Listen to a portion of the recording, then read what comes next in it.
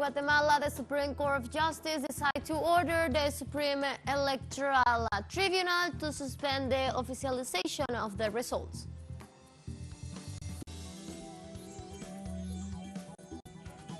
During her official visit to Venezuela, Barbados Prime Minister Mottley visited the National Pantheon and met with the Venezuelan Vice President Delcy Rodríguez. And France security forces announced on Saturday a ban on protest demonstrations in major cities.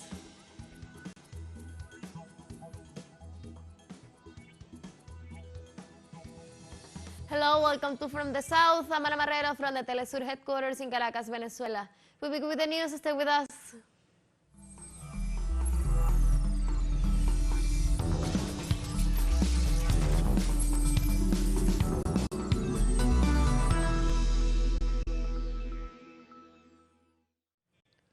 On Friday in Guatemala, the Supreme Court of Justice decided to order the Supreme Electoral Tribunal to suspend the officialization of the results of the general elections after an action filed by the political party seeking that the electoral votes come vote by vote. The resolution diverges from actions by the political parties requesting assistance for the defense of what was decreed in the provisional injunction of the Constitutional Court, which ordered the repetition of the votes counting hearing. The Supreme Court of Justice gave a term of 12 hours after being notified to report on whether restricted compliance was given to what was ordered by the High Court in the filed injunction.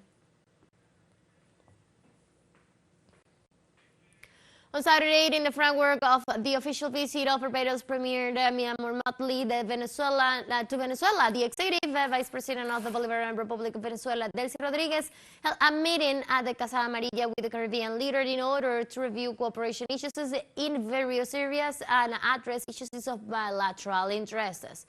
Diplomatic relations between both nations were established 54 years ago and are characterized by respect for the self-determination of peoples, bilateral cooperation, the signing of important agreements such as the Memorandum of Understanding in Diplomatic Matters.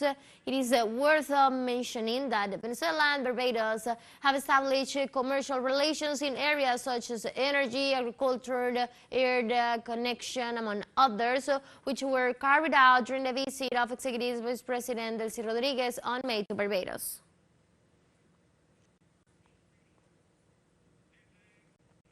Prime Minister Mottley early in the morning visited the National Pantheon along with Venezuelan Foreign Minister Ivan Gil, where he offered a floral offering in honor of the father of the homeland, El Libertador Simón Bolívar. President Nicolás Maduro affirmed that with this strategic alliance, he seeks to build a unity bloc for the well-being of the peoples of Latin America and the Caribbean. In an historic day, 16 repressors accused of violence against humanity during the civil-military dictatorship were sentenced on Friday in Argentina. 7 of them were sentenced to life in prison. On Friday night, the mega trial that started in mid-2019 in the federal court on San Juan ended. The Federal Criminal Oral Court read the verdict, and the total number of those implemented was 24. The other died. Honduras and China began on Friday in Tegucigalpa meetings of a joint commission to negotiate a free trade agreement to advance bilateral cooperation. The opening session took place in a hotel in Tegucigalpa, the Honduran capital. In a press release, the Honduran Foreign Ministry said that during the first round of talks at the term of reference of the negotiations, the working methodology and a schedule of meetings were agreed upon so that the treaty will be ready in a year.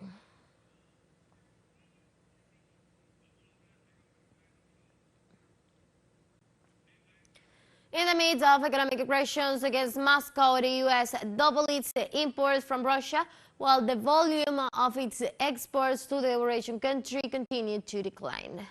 According to data provided by the U.S. Commerce Department Consensus Bureau, the volume of goods imported from Moscow, which is the target of number sanctions, amounted to $540 million in the May, more than double the previous month when Washington imports $215.6 million worth of goods.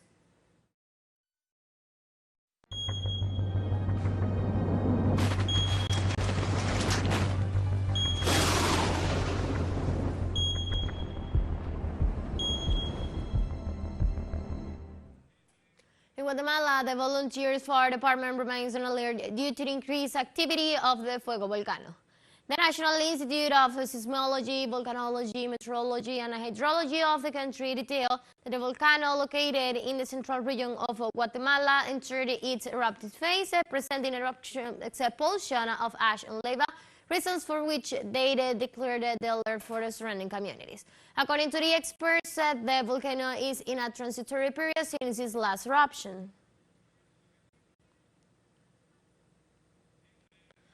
In Canada, more than 9 million hectares have been consumed as a result of the more than 670 wildfires that are still active.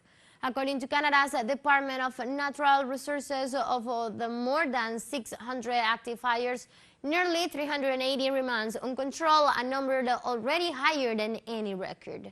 The agency said that some 158,000 people have been forced to flee their homes since the beginning of May due to the fire threat, the highest number of displaced people in 4 years.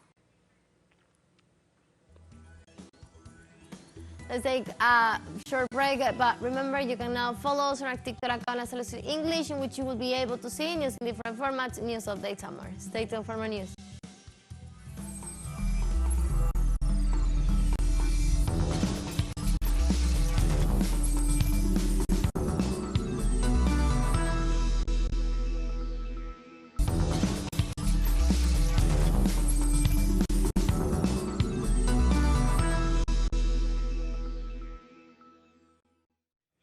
Welcome back to From the South.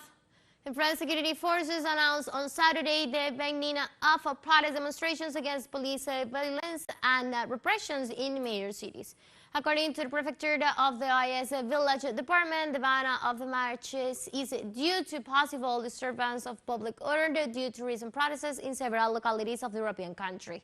The ban follows a judicial appeal which upheld the decision to suspend the popular rally due to fears of renewed unrest following the death of a 17-year-old boy at the hands of the police. Friday night in the Netherlands, the fourth-party coalition government of Prime Minister Mark Rutte declared it had come to an end. On Saturday morning, the Prime Minister went to the King's Palace to tender his resignation. This was Rutte's fourth government's a fragile coalition given their radical different outlooks. It took 10 months to forget and latest for just 18 months.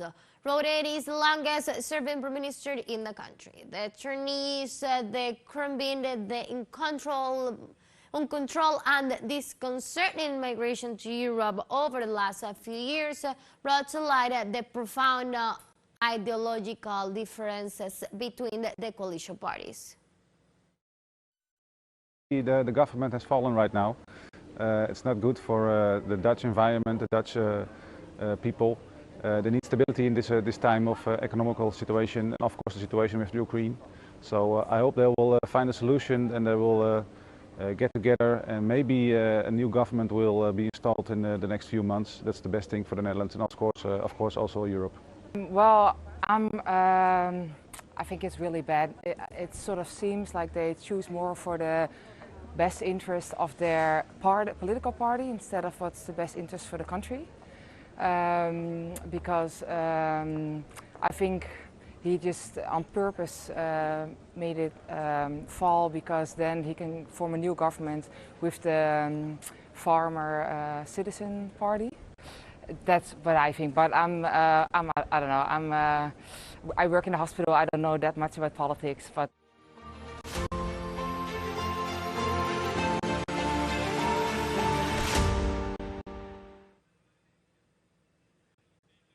The Russian government said on Saturday that the delivery of cold-turn munitions by the U.S. to Ukraine is one more sign that the desperation that affects Washington and its partners. The Russian ambassador to Washington, Anatoly Antonov, stated that this controversial supply of the Biden government to Kiev is a decision that has been questioned by the Secretary General of the United Nations, Antonio Guterres, and that it will not affect the course of the objectives by the Russian troops in Ukraine. In the United States, congressional Democrats have expressed stern opposition to a decision by President Joe Biden of delivering cold-turn bombs to Ukraine. Lawmakers argue that the use of this weaponry can indiscriminately affect civilians. The legislators denounced that allowing cold-turn munitions to enter the battlefield undermines the moral authority of the United States and places the country in a position that directly contradicts the provision of the North Atlantic Treaty Organization in the use of these kind of weapons. On Saturday, Russian Defense Ministry Sergei Shoigu inspected the training and combat training of servicemen of the Southeastern Military District. According to the officials responsible for its supervision, the 38-day intensive course is being successfully carried out.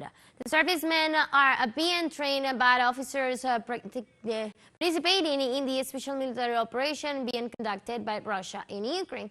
Also, the report stated that planning is aimed at practical training in tactical and specialized training, medical training, and use of war equipment such as the T-90 tanks. TeleSUR English launched its own videos on the demand site for you to go and revisit our interviews, top stories, special broadcasts, and more. Just go to the top left corner in our website homepage and click on the video option to access our VOD platform. Now we'll take our last break. Don't go away.